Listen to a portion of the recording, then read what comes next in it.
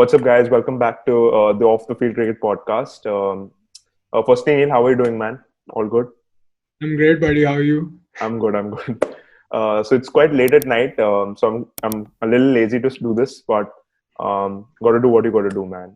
So in today's video, we'll be discussing the Delhi Capital squad. If you haven't been following this series, we discussed in the previous episode RCB's entire squad and analyzed it in detail. So if you guys can go check that out. I'll link that above. Um, so to start off, unlike some of the other teams in some other franchises in the IPL, Delhi has got their Indian core quite settled, and they have clarity in terms of who they're going to pick because they have backed the likes of Shreyas Iyer and Shikhar Dhawan for a couple years now, and Prithvi Shaw. These are the likes they have backed for quite some time now, and they have clarity in terms of who they want to pick, unlike RCB, where they have consistency issues. I think Delhi has clarity in that sense. So that's Yeah. a positive.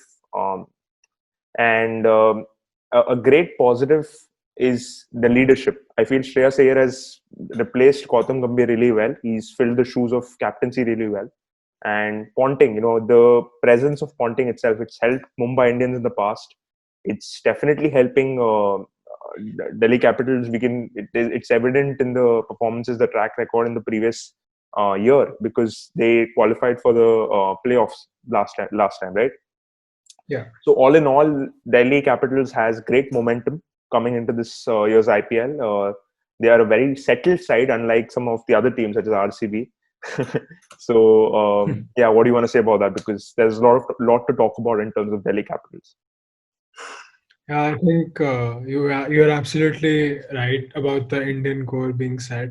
I think when Delhi consistently used to come in the bottom four a few years back, they did not let go of their Indian core. Shreyas Iyer, like you said, Shreyas Iyer, Rishabh Pant, Prithvi Shaw, they've been playing since 3 or 4 years now. Even when Delhi consistently came in the bottom four, the franchise did not drop them and they backed them. And now, if you see the squad as a whole, you'll see most of the Indian players have played for the country. Yeah, So, absolutely. in that regard, the Indian core is very experienced and it's very solid now. So, when you look at the squad as a whole, you see that the Indian players have a great impact, and that is why I feel Delhi Capitals will do really well this year. They really have all bases covered, and they've kept no stone unturned in the auction because they've got quite a few good buys there, which we'll discuss as we move on. But to be honest, they've got a great balance between some of the explosive players that they have at the back end of the innings, such as Stoinis, Alex Carey, Rishabh Pant, Kimo Paul, if you want to include him.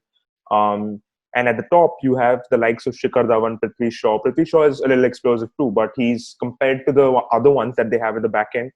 He's someone who tried to anchor the innings through something Shikhar Dhawan's done really well the previous IPL and for SRH too. So in Yeah. that sense, they have a good mix of people who anchor the innings and who do the larger proportion of the hitting and taking on the bowlers.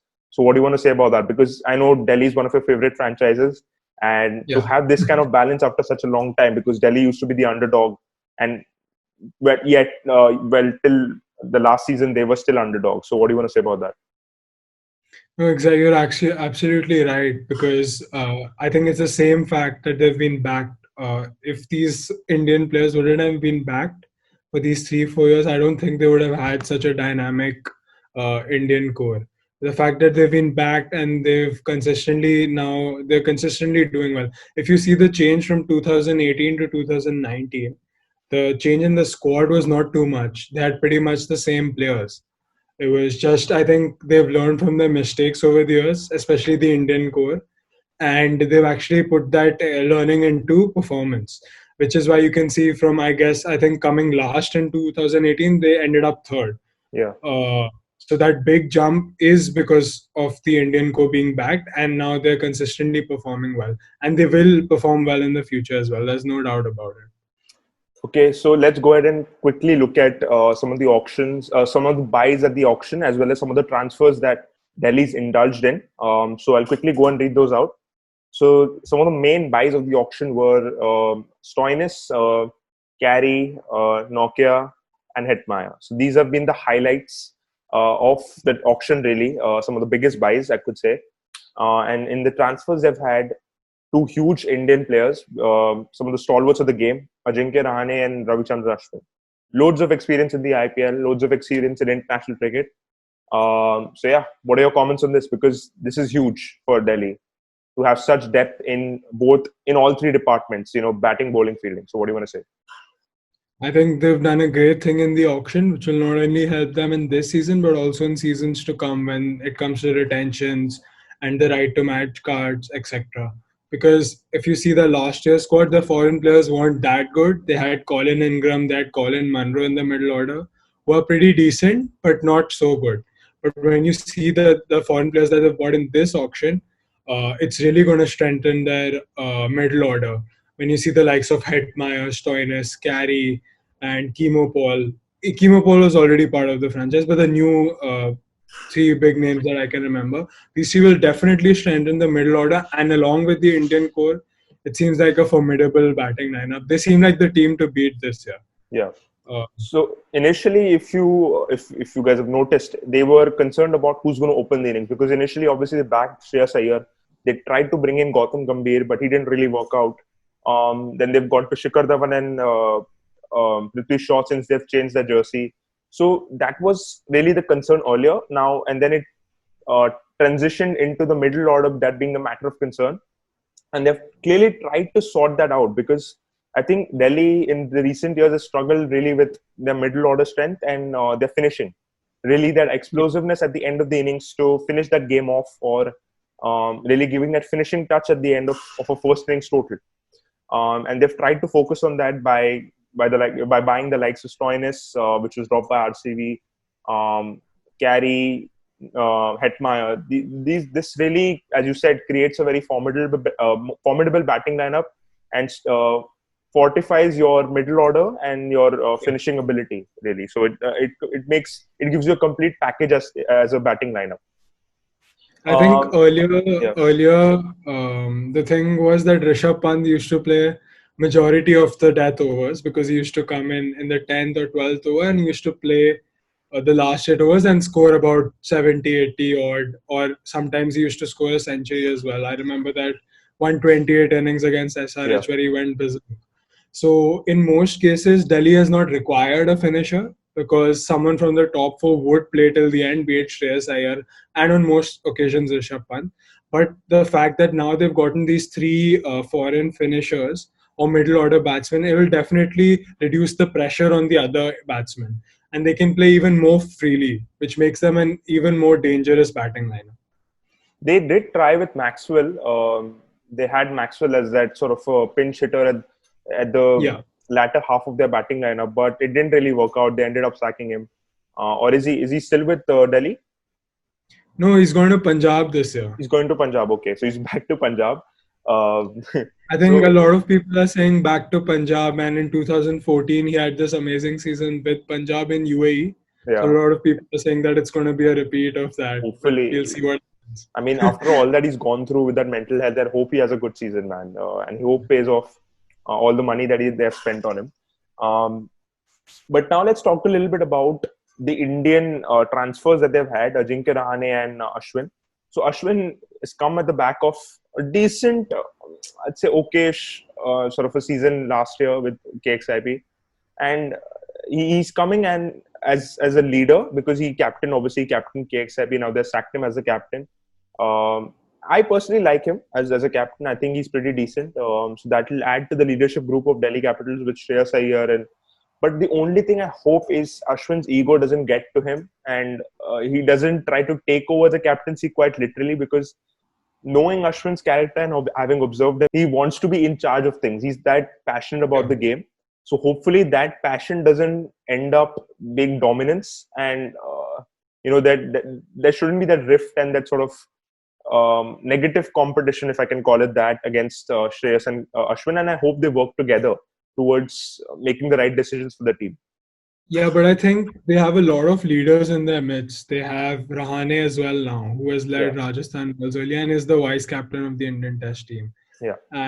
But I think the culture at Delhi Capitals is such that they don't feel that there's only one leader. I think they play as a team, which is what I think brought them to the third position last year. It's not that there's just one captain who's going to lead them all the way. I think it's a mix of a lot of senior players as well, which I think the culture in the team that has been created helps a lot in their performance. Okay. So I doubt Rahane is going to play. Having seen his name when I was actually I woke up and I saw Rahane being transferred to Delhi Capitals, it didn't really um, make sense to me personally because they have people to anchor the innings. I think the top order is pretty much settled. There is no reason really. There's no identified problem or an issue at the top of the order for them to have Rahane in. It didn't make sense when Jason Roy was also with the squad. Now, unfortunately, he's injured and is not going to be participating in this year's IPL. But the fact that now Jason Roy is gone and they only have two Indian openers, which is Shikhar Dhawan and Prithvi Shaw, I think if one of them is out of form or gets injured, you have a solid replacement in Ajinkya Rahane, who is tried and tested with the Rajasthan Royals and also with the Indian team. Not as an opener, but he is quite a good player. So I think that way he's a great backup option. Obviously, in the absence of Jason Roy. But if Jason Roy was playing, I really didn't see why Rahane had been picked. But coming to Ashwin, I think he's a very, very great buy. It strengthens their spin attack, which is already so strong with Mishra, Lamichhane, etc. Yeah. But it makes it even stronger because Ashwin, I feel, is one of the best bowlers in the competition. Absolutely. And he's really going to do well in UAE especially. So talking about Indian transfers, let's go on to an Indian player that has shown tremendous improvement over the years, from being sacked from the Indian cricket team, international team, for conceding 30 runs against Faulkner to be a revelation in the IPL, IPL last season.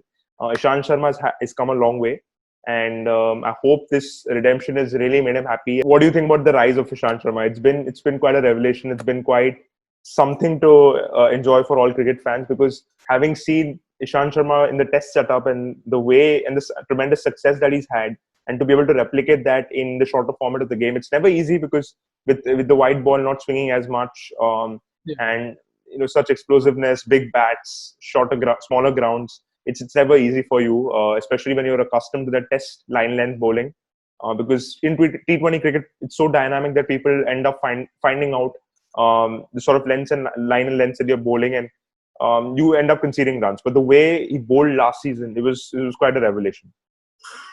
Yeah, I feel the test coming back into the test team has helped us form tremendously because he's been doing it.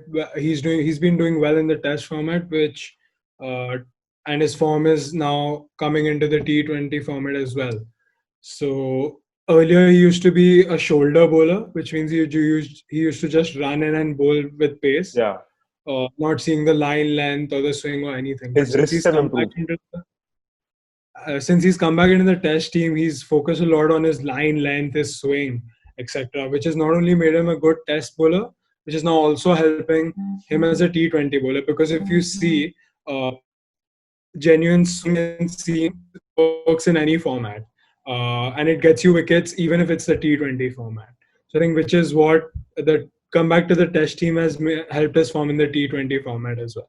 Ishant Sharma was, as you said, he mainly depended on his shoulder. He's at a very good wrist position, and I think that change has come majorly because of his active participation in county cricket in England, because that has really enhanced his ability to swing the ball, to bowl on flat wickets at times, and that just gives you that added experience playing in foreign conditions, playing against the best. And he's improved a lot on his in-ducker, which we often see in the IPL now. That ball coming in, it's trapped Rohit Sharma. It's troubled quite a few batsmen now. Yeah, I think one famous video of Joe Denley getting bowled on the first ball by Ishant Sharma. That's also quite one video that gets repeated on Instagram a few times. So yeah. Having talked about the Indian now, let's move on to the foreign buys. Some are very exciting. Something that I'm looking forward to for sure. Delhi's actually got a very exciting squad. I'm really looking forward to the IPL to just see how this pans out, because look at the likes of Stoinis, Carey, Nokia, Hetmeyer. It's a complete package, and I'm especially excited for Alex Carey, having seen a little bit of him in the BBL, a little bit in the World Cup recent of late. Um, he shows great promise. He shows so much promise, and simply his quality through the offside, the chip shot that he plays over extra cover. It's a delight to watch, and I'm really looking forward to him to Great him playing in character Indian as well. cricket. Great character as well. If you see in the World Cup, I think he batted with a broken jaw. Yeah. So he shows great character as well. It's not easy to bat with a broken jaw in the World Cup. So hats off to him for that. Yeah, and the And I think the consistency with which he character, batted, in the World Cup, if you saw some of the conditions that he came up front against, I think he yeah, played a vital knock against England. He scored 50 odd when in semi-finals when Steve Smith got right, that 80 run and he got run out in the semi-final somewhere around that. He got that right. crucial 50, which obviously didn't pay off because they ended up losing the game. But regardless, he did contribute to Australia's total, and that was really responsible of him, and that's something Pant can learn from him. Having just the likes of Carey within Delhi, it could rub off on him a little bit because just simply his consistency was quite admirable.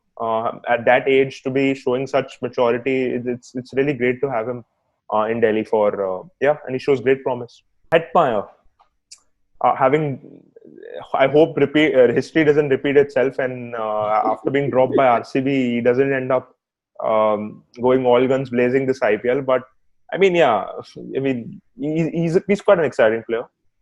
I'm quite surprised RCB dropped him because after he only played 3 matches and then he wasn't picked after that, which was surprising, very, very surprising. They were going in with 3 foreign players, which was out of which I couldn't understand. And he won that game against SRH. Remember the final match, and he won it single-handedly along with Gurkeerat Singh Maan. So that was, and we talked about that in our. That's what I was going to get at. That even after not playing the whole season, in the last game he scored an 85 against SRH. And SRH is probably the best bowling lineup in that tournament, in that season. So. Exactly. He just smashed one of the best spinners in the world. Rashid Khan was also hit all around the park. Yeah. So it's very surprising that Hetmeyer was dropped after giving such a performance. I think RCB's again handling of players is quite poor, and I think now Delhi Capitals will benefit from buying Hetmeyer now. Moving on, because we've seen what he can do in the international arena against India. He's always been a threat. In the ODIs, so that's pretty much the reason he came under the spotlight and was brought in the IPL. When someone performs against India, he gets an IPL contract. It's as simple as that. Yeah. Nokia is pretty exciting too. He's got great pace. Has that he produces that little bit of bounce even on flat decks.